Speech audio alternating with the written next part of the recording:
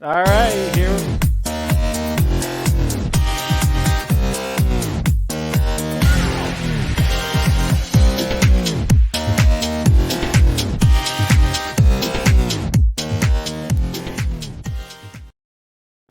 Welcome to Udit Goenka. How are you? Doing fantastic. And how is it going with you guys? Yeah, Great, it's all great. good. Great to have you with us. Same here, same here. Pleasure. Pleasure's all mine. Thank you for having me over here. Yeah. So yeah, we obviously it's great to have you. I mean, I'm a bit of an LTD addict, and we've spoken before. I've seen you on your Twitter Spaces, and we've had a bit of a chat, and I've also bought a number of your deals as well. So and continue to do so. So it's been a busy weekend and Black Friday. So I thought it was a great opportunity to get you on to I guess celebrate Black Friday, Cyber Monday, have a bit of a chat. I know Daryl likes LTDs as well as domains, so. He's definitely Yes.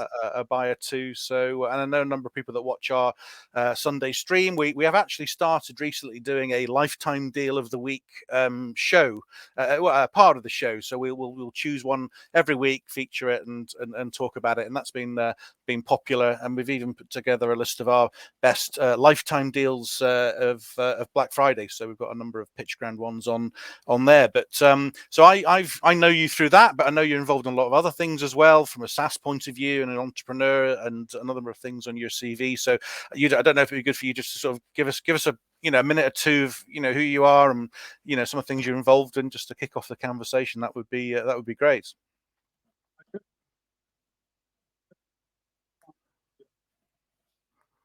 We started this SaaS market Got a about little three bit of years an ago. audio problem there, Yuda. I don't know. Do you want to just try and speak again? I'm losing the light in here as well, but just speak again, Yuda. Make sure we can hear you. Okay.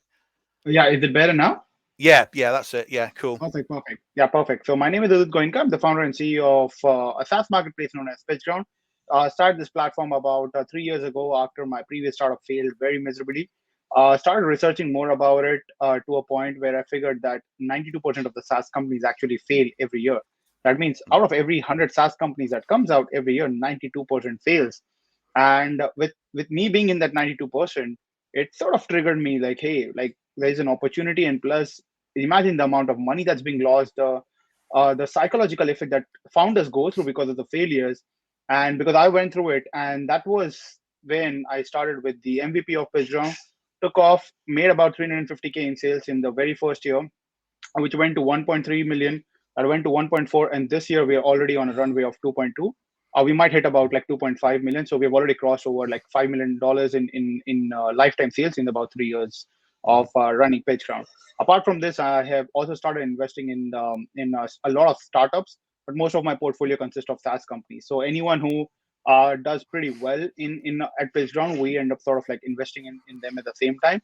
So also started my like startup journey, and about next year I'm about to start my angel network, which is going to be the first, India's very first SaaS focused only angel network, where we have roped in some very big names and marquee investors. So this is just about me in like about a minute.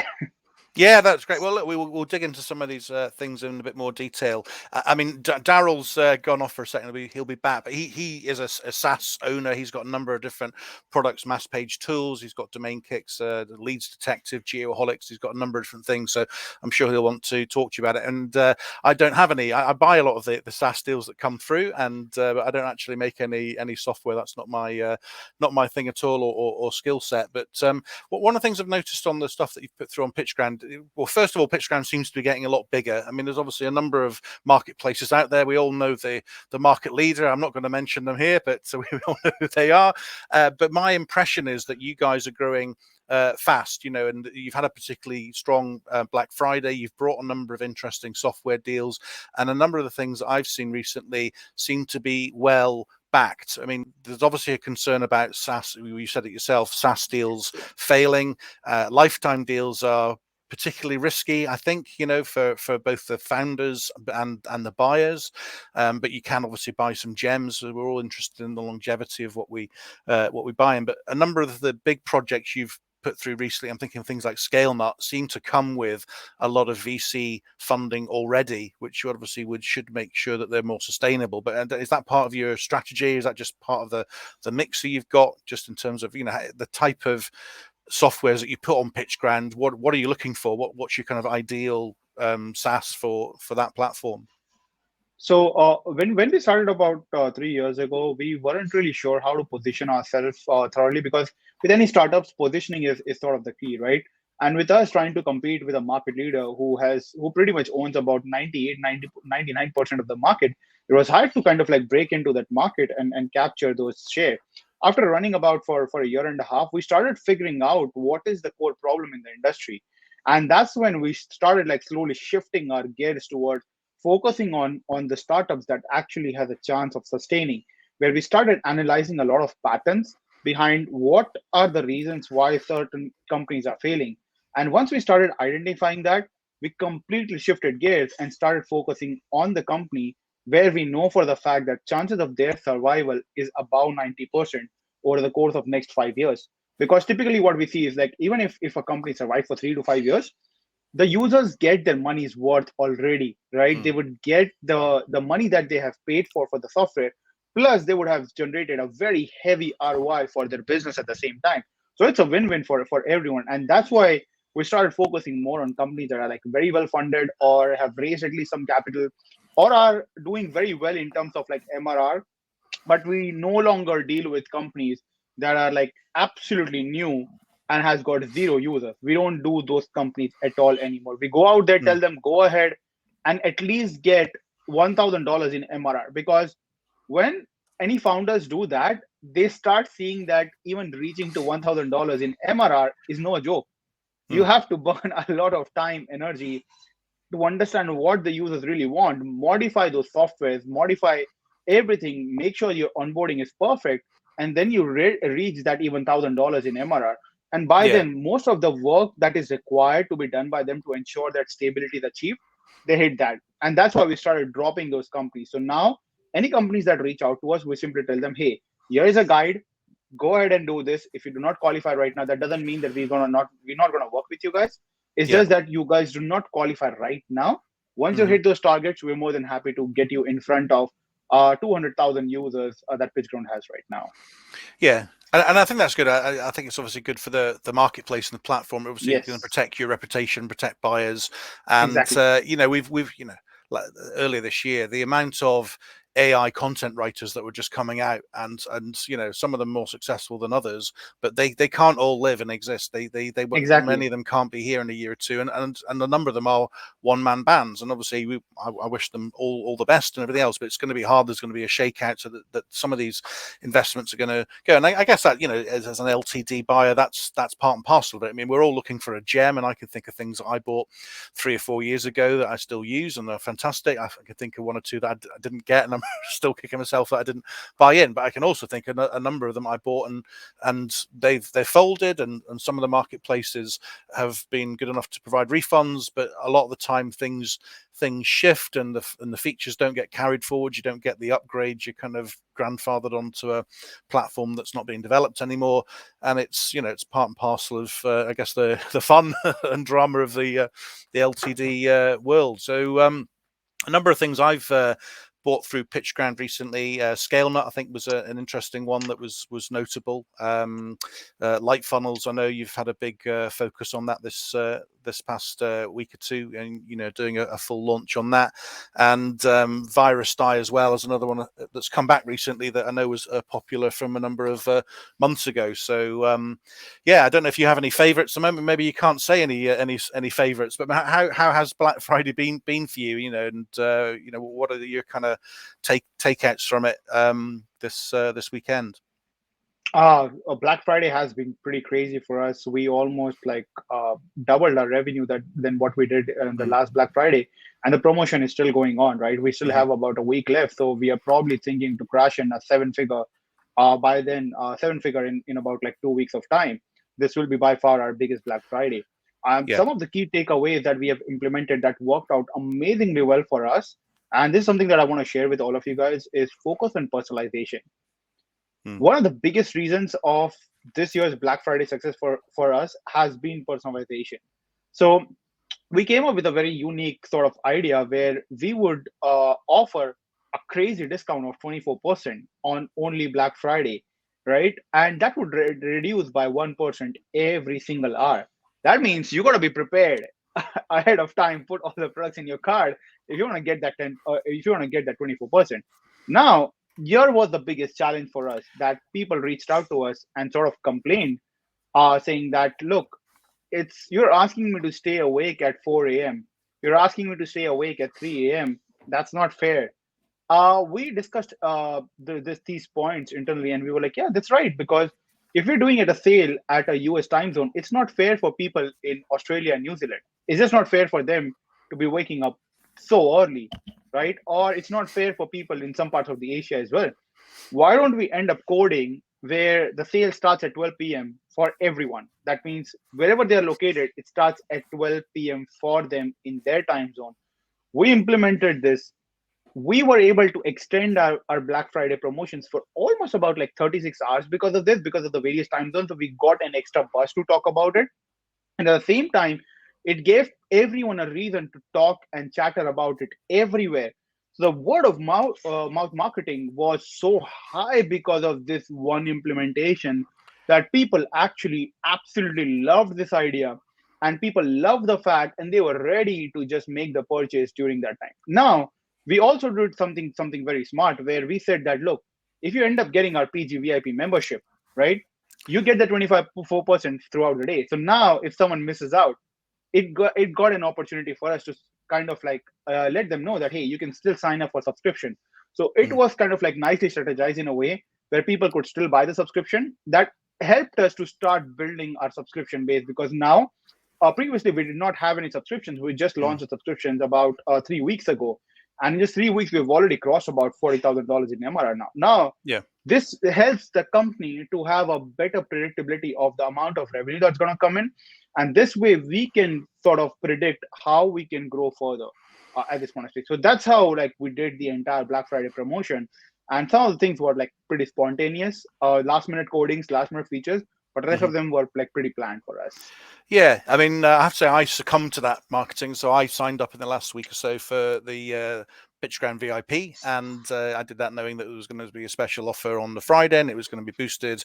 And yeah, it came through 12 o'clock, 24% off plus 10% if you're a VIP, and it was a no-brainer. You know, if you're buying more than a few $100s of stuff, if you're tempted to go for some of the agency plans, and I went for one of them on VirusDie actually, and yeah, you know, great. A great discount. It was hard not to see that, and the FOMO, which is legendary in LTD circles, is there, because you're saying, well, you know, if I don't buy within the next hour, it's going to go from 24% to 23 to 22, and by the end of the day, it's going to be whatever, 15-10%. It was very effective. So you know, congratulations on thinking that one up. Really, I think it worked. So that was good. Yeah. So, I mean, just talking about the actual software, are you focusing on any particular type of software? You know, there's obviously AI writers and funnel builders, and, you know, is there something that you think that you focus on with Pitchground? You know, who's the software aimed at? Like, is there a target market, or are you fairly generic in terms of the stuff that you look into? So we don't typically focus on any specific niche in general.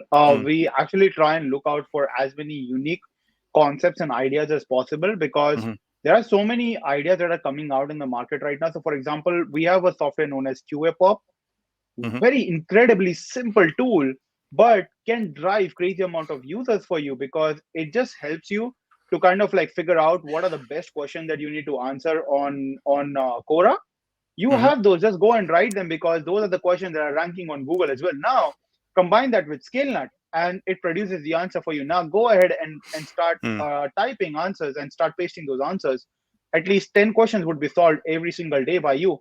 And boom, by the end of 1 or 2 months, you will be able to start driving some crazy fresh traffic, right? Again, very effective, simple tool to use, but very effective to grow your business organically. So those are the kind of unique tools is something that we started focusing on.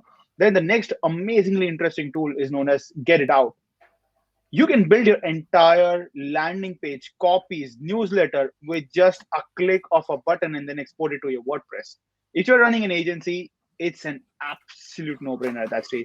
So we started focusing on such unique kind of a software that again So I solves like a bought bigger this. problem. I didn't plan to buy this, but I saw it under your offer when the 24% clicked in. So I did actually pick this one up. I've logged in. I've not used it yet, but it does look very interesting. It does seem to be able to produce a lot of content. Put the inputs in and about your business, and it looks at your website, and it comes up with content and landing page format. So it looks really interesting. So yeah, absolutely.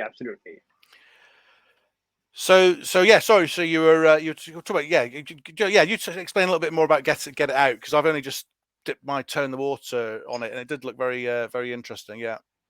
So one of the biggest challenges for most of the agencies in general or anyone in general is to be able to produce like mass landing pages or mass copies.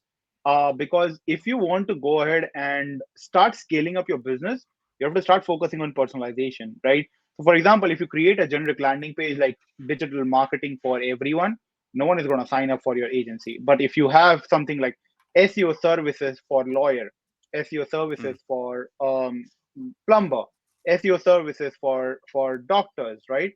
If you start producing such personalized pieces of content, chances of you getting the number of users will go up drastically. And this is the exact same problem Get It Out solves in bulk, because you do not have to again hire people, or else you would have ended up hiring about 3, 4, 5 different people doing that one job. Now the software does 5 people's job for you very effectively. So now imagine if you were to hire someone in UK, for an example, you would be paying at least like 2,000 to 3,000 pounds an individual. That's about 15,000 pounds a month going into just fixed salaries. Software cuts it down. You just need one person now to handle all of these things. So you will just have one person as a manager to manage all of these projects. And now you can produce in bulk. That means it will be effective, speed, accuracy, and something that will be driven by AI completely.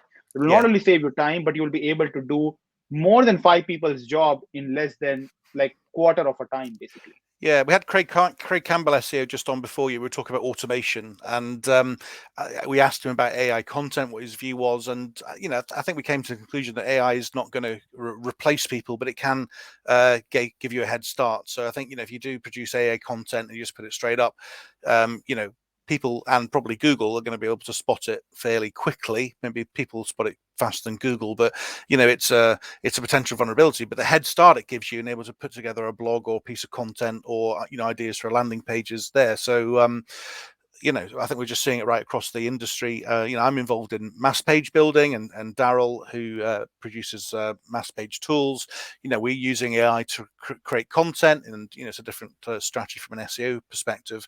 But yeah, I don't think we're ready to sort of autopilot all business and have no people. But yeah, head start, I think, is definitely the way to think about it. It's just a tool, but I just wanted to add one line. So AI is not a replacement for humans, right? Yeah. What I say is AI is an assistant to humans, right? So what happens when you start implementing AI and when humans start working with AI is your productivity can go up by 70 to 90%.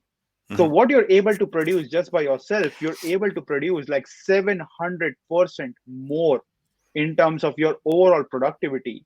So for example, you still need a person, right? AI is not going to do everything automatically for you. But like I said, instead of having 5 people doing something, you can have one person managing that 5 people's job, right? Now, this is where AI would slowly start coming into picture with all of the automations and softwares, right? So for example, several decades ago, we had like email automations coming in where it was just broadcasting. Now we have segmentation. Now we understand the patterns of the buyers. And then we have like AI writing those copies depending upon how those users are. So this is helping marketers to perform better. And this is actually good for the users because they get much more relevant and personalized content, much more personalized emails, much more personalized content. And even Google, I think, has said one thing very clearly, that they don't care about you producing content via AI. What they care about is that content needs to add value to people's life. Simple. It's good content, and that's what they want. Yeah, absolutely. Exactly. So when you use AI, it does about 80 to 90% of your work, and then comes the 10% of that editor's work to go out there, scan it out, make sure that your factual data are absolutely bang on, the content is right, remove any gibberish content and replace it with things. So instead of you spending 4 or 5 hours or 7 hours on one piece of article, you'll probably just spend 1.5 hours on the same article. So you easily increase your productivity by about 700% there. Yeah, I mean, I use a number of AI writing tools, and I have been a subscriber to Jarvis. I'm not currently. I did buy into ScaleNut, which is obviously an AI writer and SEO optimization tool, and Marketplace as well, which obviously is a Pitchground LTD, and that's been interesting because I can see obviously it is VC backed. It is developing. The amount of functionality and the features are going. So I'm hoping for as a long term investment that's going to be a good one. But a number of the tools are all on the same platform that just helps you get a head start. You can get an insight into SEO, the volume of the words, the mix. It'll obviously help you write some of the content. And I even ordered a logo recently, and there was a marketplace for logos and content actually within it as well. So I think ScaleNut's been a really interesting one, and I know that's been a popular one on your platform as well. So so do you think you'll have other AI writers on Pitchground, or is ScaleNut your kind of big focus? I don't know how do you worry about duplication or overlap? Is that part of the consideration when you look at your Pitchground products that come in there, or is that not a consideration? You just kind of go for whatever the latest greatest is?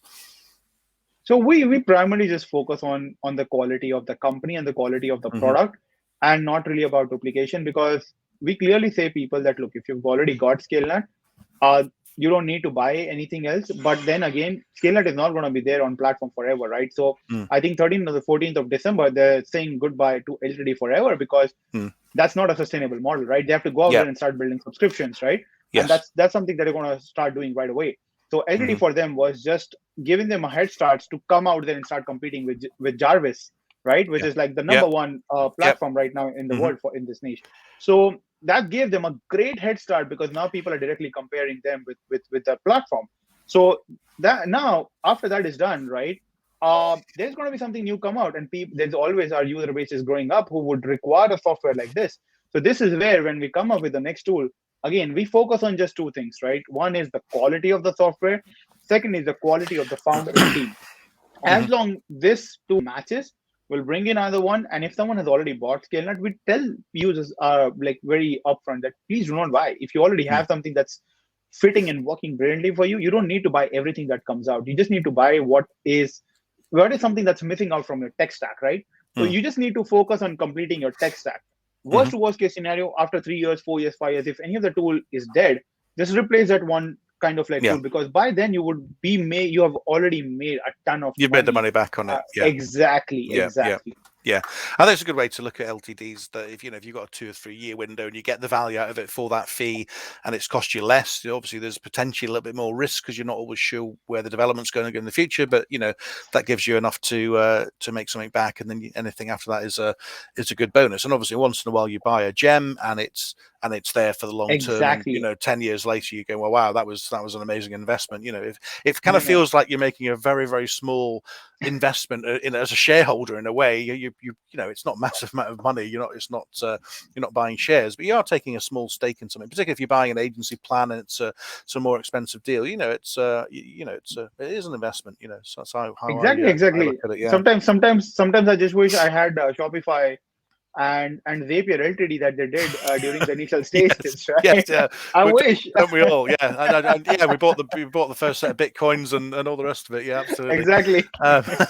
So I know another thing. I mean, when you and I have spoken on Twitter Spaces, and I know very recently that's been a really big thing for what you're doing. You've come up with some amazing stats where you've grown your audience to, I don't know, you're going to tell, but you can probably tell me better than I can. 40,000 or so. You got something like a large amount of followers, didn't you? And I know you've also launched a piece of software on Pitchground as well called Makesoo, and I think that was that what you were using, or I think you had some sort of tool that you were helping you to build your Twitter user. I don't know if you can sort of share any thoughts on Twitter, because it seems to be quite a big thing for what you're doing at the moment.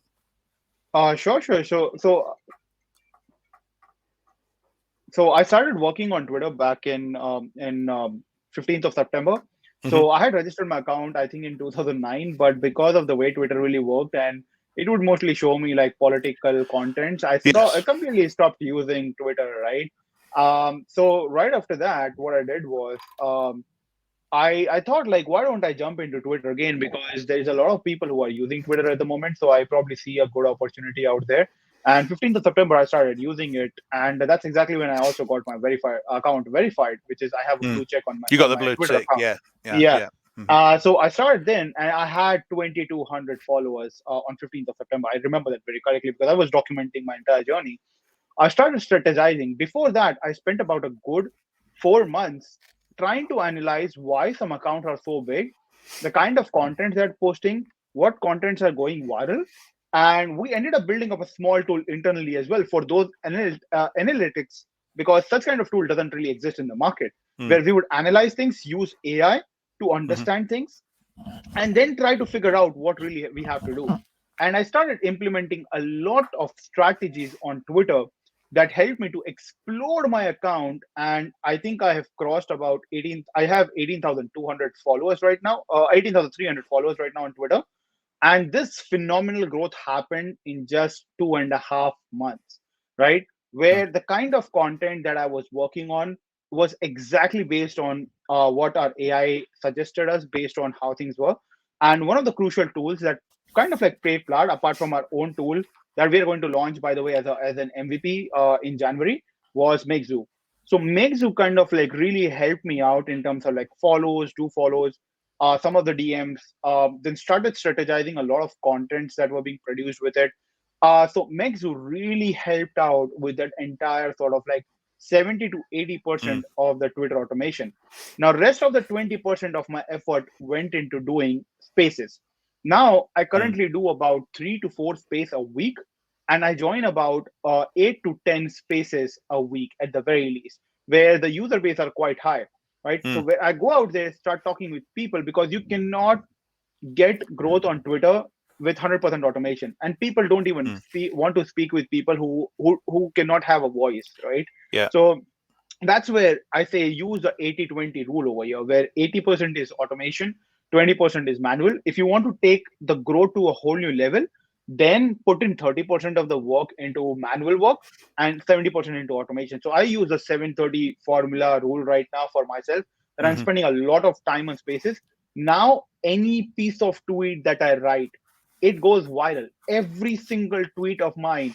So Twitter has got something known as topics, right? Where just like we have like topics in Quora, right? There are like different topics like investing. Then there is like software. Similarly, there are various topics inside Twitter. Now, if you have certain keywords mentioned in your tweets or synonyms mentioned in your tweet, and it gets some incredible engagements from your followers only, right? That are real active followers and not some bot or some purchase likes, right? Twitter is smart enough to figure that out. Yeah. So if you start getting those engagements, in no time you start trending in the topic. And once your tweets, they start exploding and start trending in those topics, you start going viral, because you would start getting hundreds and hundreds of followers every day. And by the way, all of these followers are 100% real followers, because if you go and check all of my engagements and all my tweets, it's crazy, right? And this has helped me so much more opportunities to connect with people. I've been reached out by over 30 VCs in the last 1.5 months alone. I've been reached out by media people from some very big publications, and many countless collaboration opportunities, interviews, and so much more.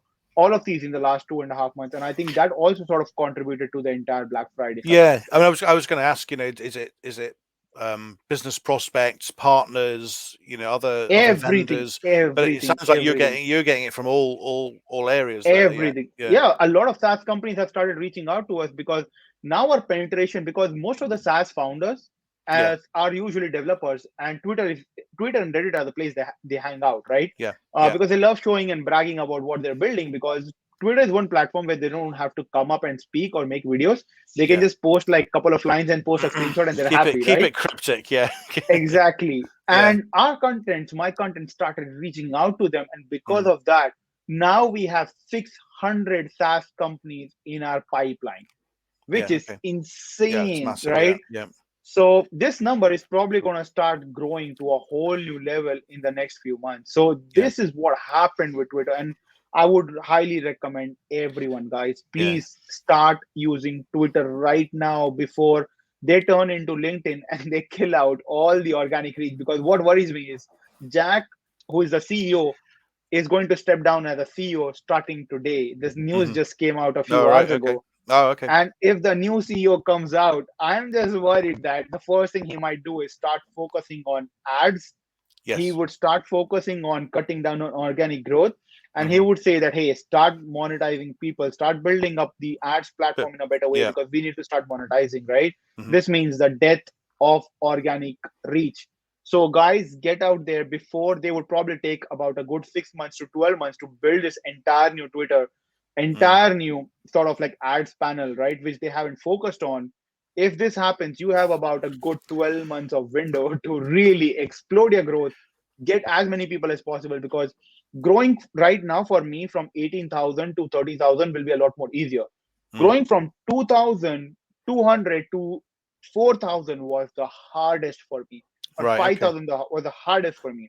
Yeah. So the journey becomes a lot more easier because you already have a lot of people who knows you now, who are following you now, and just naturally start engaging with you at the same time. Yeah. I mean, do you think it's been like a traffic source for your website? I mean, is that something that you think this can be used? So it's not just people just messaging you through your profile. They're clicking through the link, and actually it's driving traffic onto your site then.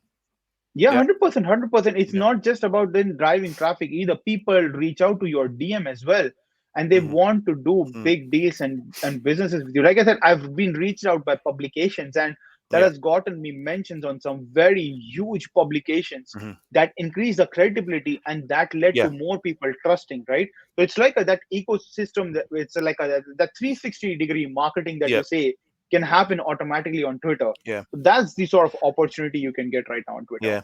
And we've got to say for our stream, and Daryl and I do a Sunday live, and we typically stream out to Facebook and YouTube are our main channels, but this one we've put it out on Twitter, we've put it out on LinkedIn, which was quite interesting, particularly the way it displays it. It's very visual right at the top of your own profile. And we even had somebody yesterday watching in from Twitch as well. So I mean, I guess if the platform allows you to share in lots of different areas, why not? You're sort of casting the net a bit wider, and people can access you in different ways. So that sounds great. So I know you're involved in other things. We've talked about Pitchground, and we'll cover off things a little bit at the end if you want to highlight your Cyber Monday deals. We'll make sure we get to that. But just thinking about other things that you're involved with, because obviously Little SaaS encompasses other companies. I don't know if you can share a little bit about that. And I know also you're on made a note of this, the Forbes Business Council, which sounds very impressive. And I don't know if you can share a little bit about what that is and how you're involved and why you're part of that. Sure. So Lil SaaS is actually the parent company name of Pitchground. Under Lil SaaS, we currently have two brands. One is Pitchground, and second one is known as Communication, which is our first SaaS product. It's an alternative to Help Scout. If anyone knows about Help Scout, it's a shared Help Scout, inbox plan. Yeah, so it's an alternative to that. If you go on Pitchground, you will see that there is that live chat widget as well. It's actually our own software that we're using, that we have built up. And we're currently working on version 2 at the moment. So it's still like in early stages. It's been like a year. We have been developing it, and we continue to intend to develop. So that's why we don't push it very aggressively right now. We are waiting for version 2 to come out, because the version 1 gave us a lot of insights to what to work on. And version 2 is amazingly kick-ass the way it has come out. So I think we're hoping to release version 2, and that's when you guys will probably start hearing about it more. Because right now we aren't really marketing much. We're just focusing on sales side of it at the moment. Yeah. Any LTD you want to share on it? Special deal. For that, maybe I can probably speak to you after version 2 is out, because right now it's still version 1. So we want to make sure that when we actually release it, it's top notch out there. You guys will be like, oh my god, I need this for my business, right? So we want to make sure that the tool reaches to that position. So we are just like investing back into the product development at the moment to hit to that like, oh my god, kind of like a point basically. Sounds good. And Forbes Business Council, again, you just share a bit on that, how you got involved in it. What is it? It sounds very impressive to me. Yeah. So Forbes Business Council, if anyone basically does over $1 million in revenue, they do a very heavy due diligence of you and your business, and once you kind of like clear out all of the due diligence, you can be a part of Forbes Business Council. So a few years ago, I had one of my good friend who kind of like made a soft intro for me to Forbes Business Council, and that again gave me some very good US market. Plus I'm also Forbes author now because of that, so any sort of like articles that I publish goes on Forbes. So I'm a writer for Forbes as a guest writer, and at the same time also a guest writer for entrepreneur.com. So this has also helped me to build a lot of my personal brand credibility at the same time. So being a part of such different councils and huge networks is massive, because you know that there are like thousands of other entrepreneurs in that network who are all making $1 million. So they're very serious about work, collaboration, and opportunities. Excellent. That sounds good. And I guess you're going to meet other people that are in the space and be potential partners, potential investors, and and it just grows that. So I mean, how important is the personal branding side of things of what you're doing? I mean, obviously you're an entrepreneur, you're involved in a number of SaaS companies, but personal branding sounds like it's a part of your strategy as well, with what you're doing. So until about a few months ago, I wouldn't focus on personal branding at all. For me, it was just like focus on brand, focus on company, focus on brand, push the brand. But I spoke with a very good friend of mine who is excellent and has driven and built a company out of his personal brand and turned that into a business. I spoke with him and he told me, Udit, you got to start focusing on your personal brand. Like you have incredible knowledge about softwares, implementations, SOPs, growth, marketing. You need to start talking about it as Udit and not as a company. And this was the biggest reason why I went on Twitter, because Twitter kind of like resonated my personality of I don't have much time to record videos. I don't have much time to write lengthy articles, but I have enough time to provide enough value in 280 characters and then just write those threads, right? So Twitter sort of like resonated perfect to my persona and personality. And that's when again I started using Twitter very aggressively. And when I did that, exactly the same thing happened. My personal brand exploded, and that personal brand resulted into the growth of the company phenomenally. Today, anyone who is running any business, run and work on your personal branding. This is the lesson that I've learned after 13 years of running a business, and I've realized that ever since I've started focusing on a personal brand, people have felt a lot more connected. People have felt a lot more, they trust me a lot more, and they end up buying from Pitchground after that. So focus on your personal brand today. It's very, very, very important.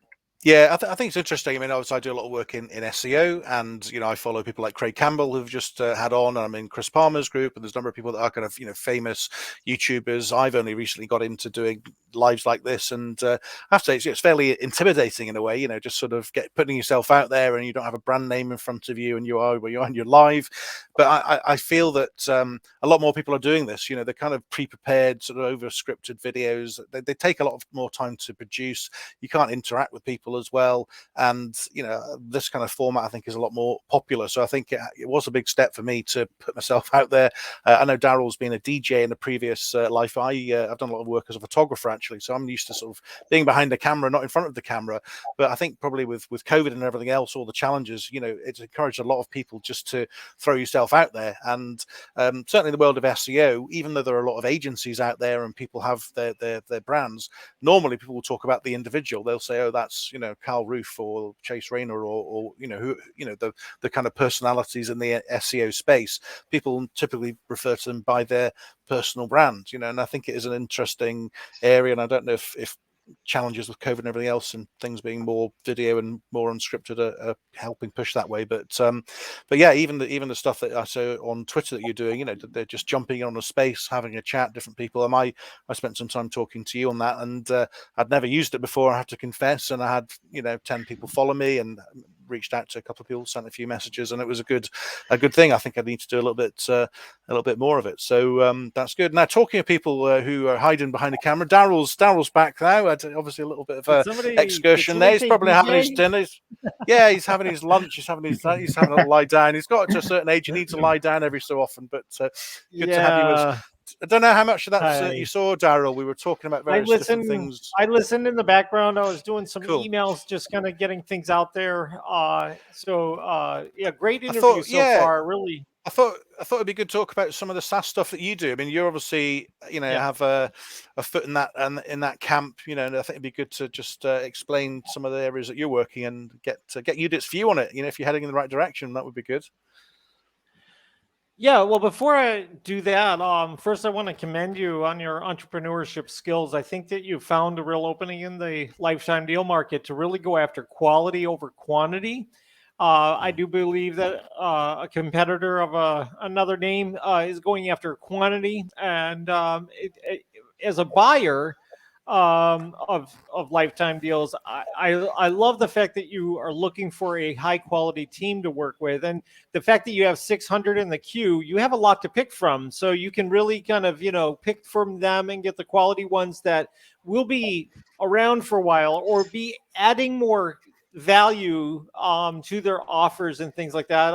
In fact, I talked to one of your people that you have on there because I was so impressed with their software that I talked to the team. We did a little meeting because I just was really impressed with what they did, and their plans, their roadmap, and all of the things that they're working on.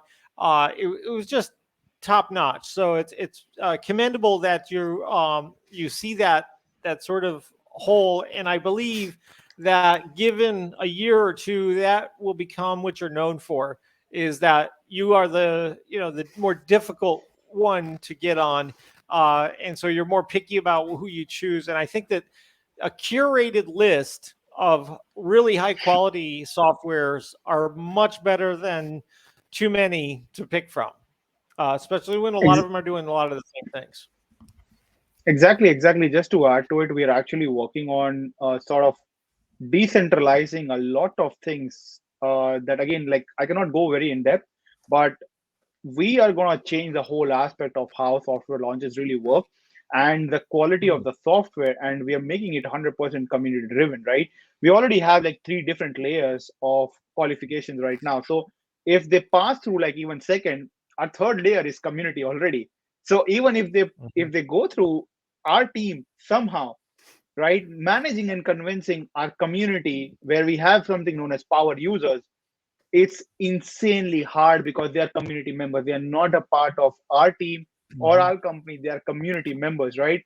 They rip those founders apart if they find anything fishy within that private community. Right. They go out there and literally ask the most brutal and toughest questions to them that these founders are like, oh my God, we cannot get away. Because again, when people do their due diligence, everyone thinks very differently. And this has been one of the biggest reasons why like the quality has gone up so drastically is the layer. And now we're trying to like work on decentralizing this entire like technology at the moment behind the scenes. So we're going to start innovating very uniquely in the market, where the whole aspect of how software development and software distribution needs to work will change entirely. So we're still like bootstrap, still like far away from our competitor at the moment, but we're trying to make progress every single day.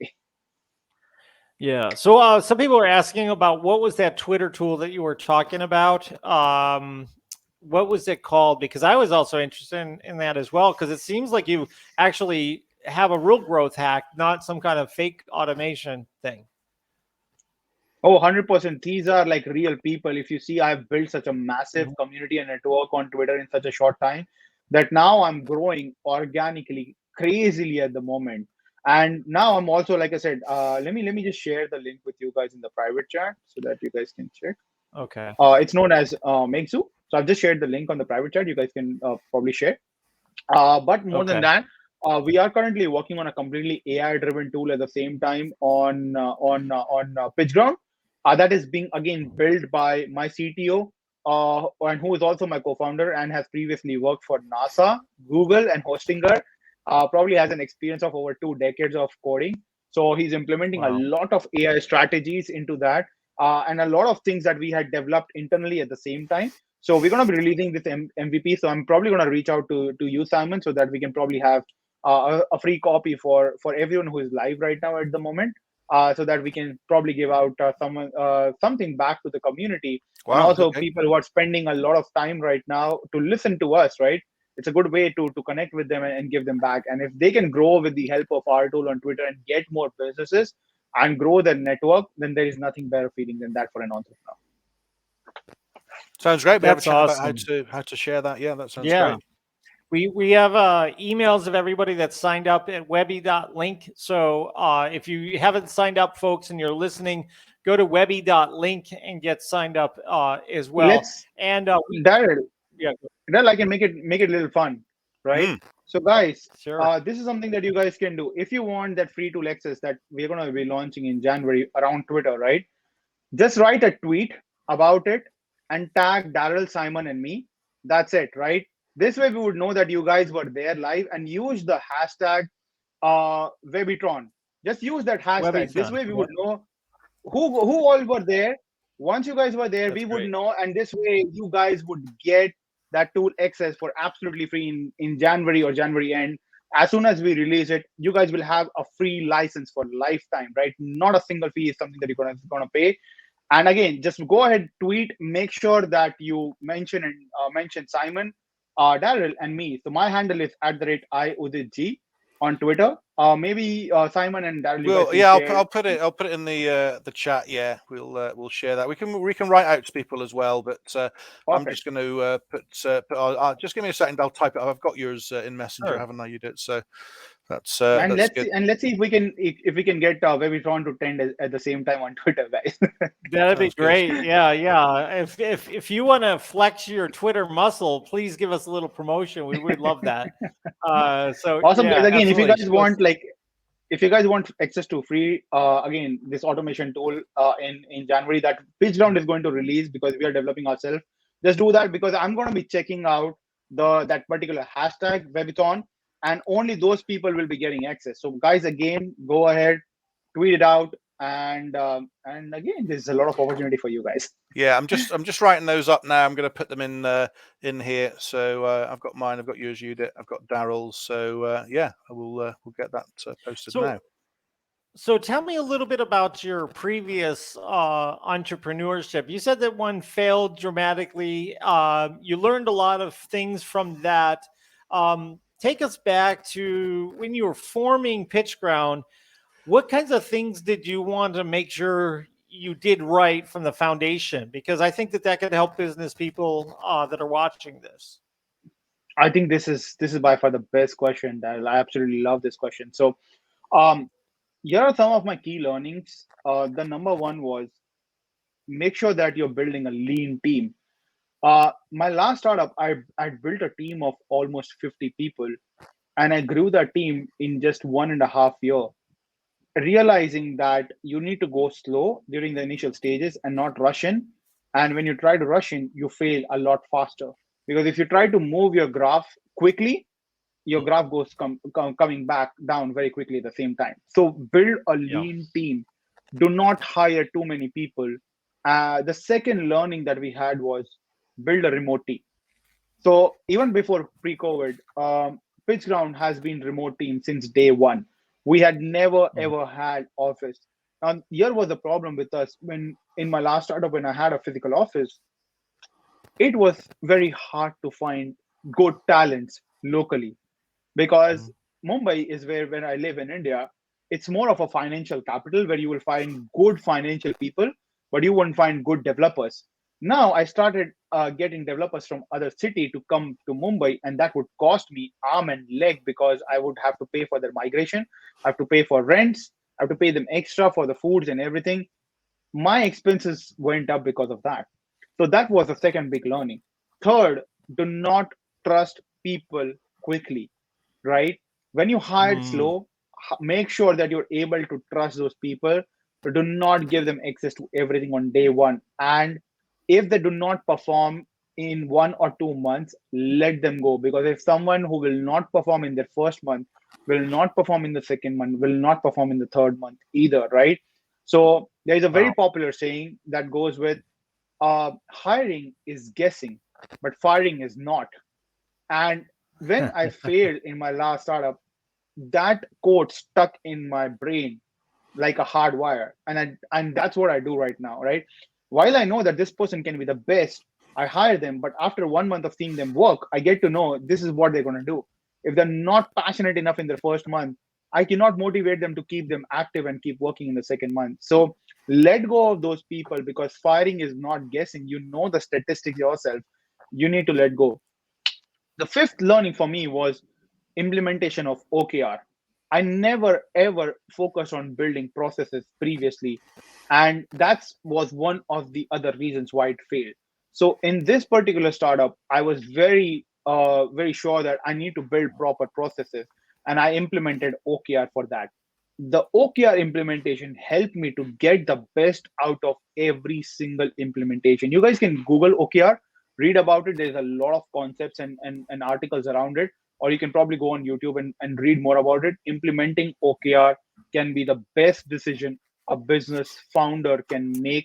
This is regardless of what niche you are in, whether you're running agency, whether you're running a software company, whether you're running any sort of other businesses. It doesn't matter. Implementing OKR is very, very, very critical. And the sixth and the last one, start hiring from the top and not from the bottom. So when I say start hiring from the top, that means start hiring from the C-level executives to go to the head of departments, and then go to like individual users doing things, right? Don't hire from the bottom. So this was a big mistake that I made, that I would try to hire a lot of interns to try and save money. But by the time they would get trained in 6 months, they would leave for another job, because now that they are trained, they know things. They would get 2x, 3x more. They would get paid 2x, 3x more at that point of stage. And I'm like, look, I taught you everything over here. At least give me 1 year of your time, right? They don't care, right? They would just leave at that point of stage. So now, when I did and started hiring from the top, I did not have this issue anymore, because people who are at the top, they're already getting paid very well. So they don't need to switch, as long as you have different sort of like cultures implemented, knowledge, and their personal growth at the same time. So, and plus, time is money, right? So if you try to spend too much time to save money, you actually end up losing money. And this was a big learning lesson for me. So these are some of the learnings that I had from my last failure. Wow, oh my God, like that was a knowledge bomb and a half. All of that was phenomenal. I did not expect that to come our way today. Wow, I was so thrilled with that. So thank you so much. That was a masterclass in about 7 minutes of time. That was just amazing. Things that you said, because I've been in business my whole adult life. I'm still learning on the job, as it were.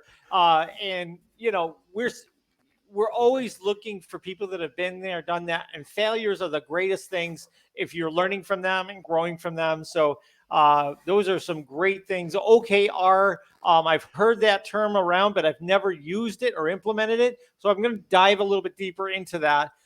Because that sounds phenomenal. One more question before we have you spin the prize wheel for another prize. Do you have any plans as your business starts to grow and scale to go and have headquarters in Europe and in the United States or Canada? So we're already a registered corporation in United States, and we do not intend to build any offices ever. We're gonna remain a remote company for the remote for the rest of our life. We're gonna keep hiring remote. Yeah, but we do give an option to our team members that, hey, if you prefer working from workspaces, that means you need a physical office. Please get a physical office, and the company will pay for that one desk for that co-working space, which hardly would cost us about like $70-$80 at the very most, right? So we give you the option, but trust me, no one wants that. Everyone wants to work from home, because we have implemented some great policies within the company. So things like, we have unlimited leave policy. If they want to take 1 or 2 weeks off, they can. We don't care, as long as the OKRs are met. This is why I said that having OKR can be a boon in your business. We don't care about whether you want to work in the morning, evening, night. We again don't care about it. as long as your OKRs are met, as long as you're hitting your goals and targets and your key objectives, right? As long as you're hitting that, we're all good.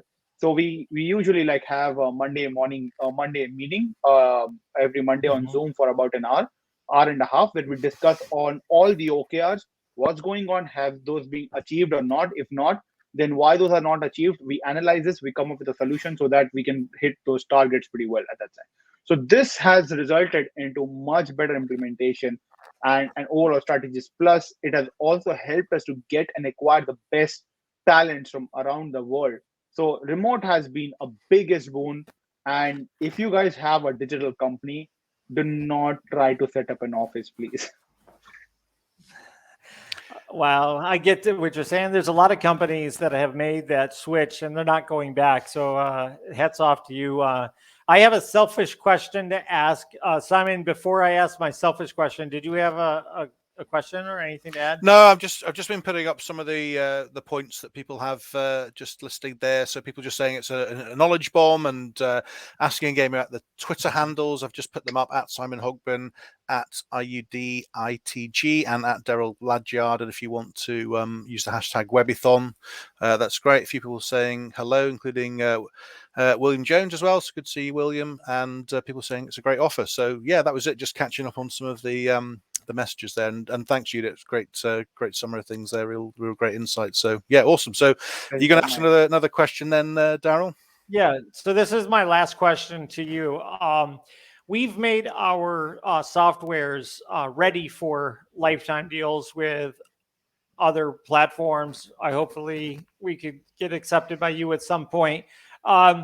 When should a software developer or SaaS platform not go with a lifetime deal? When do you think it's not a good decision to choose to do the lifetime platform? If you have the money in the bank already, it's not a good idea, because growing slowly will actually help you to sustain for longer and will help you to grow faster, right? But if you want to have users and growth, you need to start building community. So the whole idea of a lifetime deal is to build out a community around your product, because when you do that and when your software is helping others, they start talking about your tools, right? Next thing is, you also have to look into your cost. So if your business and if your software is very heavy resource driven software, where you are spending about 50% of your revenue into servers, it's a big no at that point of stage. So for example, a video hosting platform, right? Where you are doing a video hosting and that is the core product, then that's a big no, because then you just get into the trap of keep selling on LTD for forever, basically. And you cannot come out of that loop to a point where you now have thousands of users and you are stuck serving them. Because video hosting is something where even if a user just puts up a video and embeds in their blog, you still have to serve them. So the resources will just keep on getting used versus some other email automation software, right? So if you do not send out emails, it doesn't use any resources, right? So it doesn't cost company at that stage. So that's where you have to be very careful about the kind of tools that you're using and the kind of tool that you're building, and whether it is resource intensive or not. Because your biggest cost in the long run is not just going to be development, but it's going to be the cost of your servers, right? And that's something that you're going to be being reckoning. And today, you cannot afford to use like a cheap dedicated server. You have to go a full enterprise grade solution like AWS, right? No other solution if you want to grow your SaaS, because the real growth of every single SaaS that are on AWS happens over there. So that's why like 52 or 53% of the entire world is hosting on AWS, for the sole reason to a fact even Apple is using AWS. Apple is actually the biggest customer. So that's when I would recommend when to go and when not to go with a lifetime deal. It's better to like grow slowly if it's very resource intensive, but if it's not resource intensive, then I think you can have like hyper growth, and do also at the same time do not do like lifetime deals for a longer period of time. Keep it short, handle over like let's say 500,000 licenses at the very most, build out a community of 1,000 users, use them as a part of your growth journey. And at the same time, it's a win-win for you because they'll start talking about your product and you get to have those buzzwords from them. Plus, you're providing a fantastic tool for them. So just like how we're discussing about ScaleNet for an example over here, right? We're discussing about some of the tools because they genuinely are helping people. That's why we remember them and we use them every day. So it's all about that hitting those plateau and then moving forward and then quickly starting to build subscriptions because SaaS eats up money like anything, right? Right from development to service. I'm pretty sure Daryl you can relate I to bet this. you know this, I Daryl, know. don't you? I got 7. Yeah, I know You got all about 7. it. Okay. Yeah, I feel like I got a lot of kids. I got a lot It's of nearly as expensive kids in expensive college. as his domain addiction. Yeah. Yeah, Exactly. so we're in the building stage right now. We're not in the marketing stage as much, but we're building and trying to innovate and do some pretty cool things. So maybe someday we'll have a conversation about that, but I'm not at that stage to do that. All right, awesome. One last thing before we share my screen here and have you spin the wheel for another prize. Do you guys have like a little internal name that you call your software addicts? Do we have some sort of a little name that you say behind the closed doors? Our software, the people. Yeah, we call all our users users? Pitchground. Yeah, we call all our users are pitch grounders actually. So Pitchground. anyone, Okay. okay. So anyone who is a part of our community, we call them pitch grounders. And what if Nice. they're That's obsessed? good. That's a good name. Yeah. If they're obsessed, then what do you call us, Simon? I would love that. Yeah. I do like an LTD. I have to admit. Yeah. So Well, just before we get on to the spin the wheels, you did Cyber Monday today. What's the special deal on Pitchground? Just before we finish on that, what should people be looking out for today? So you guys can just use the link that you guys see in the screen, and just use the coupon code Cyber Monday at the checkout. If you end up getting Nice. a PG VIP subscription as well, which is pitchground.com/VIP, then you get 20% discount right away. And this discount ends on 4th of December, so you can sort of like take advantage of this, get your favorite tools right now, and just keep on growing because there are some incredible tools on the platform right now. Some very crazy tools right now in the